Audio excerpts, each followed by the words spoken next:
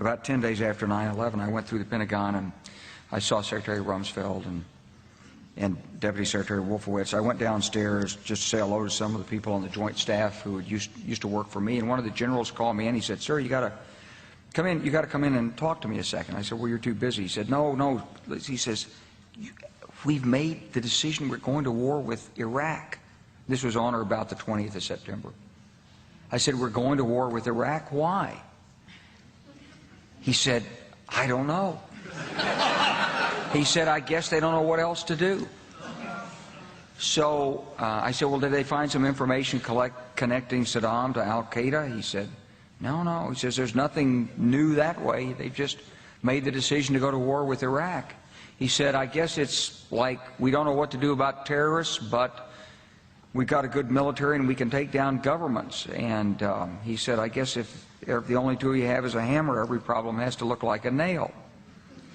So I came back to see him a few weeks later, and by that time we were bombing in Afghanistan. I said, "Are we still going to war with Iraq?" And he said, "Oh, it's worse than that."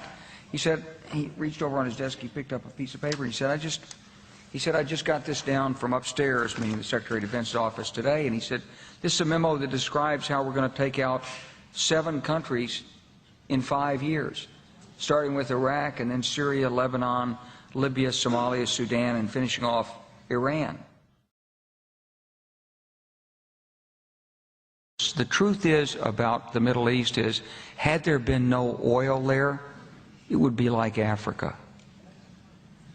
Nobody is threatening to intervene in Africa. The problem is the opposite. We keep asking for people to intervene and stop it. And there's no question that the presence of petroleum throughout the region has sparked great power involvement. Whether that was the specific motivation for the coup or not, I can't tell you, but there's always been this attitude that somehow we could intervene and use force in the region.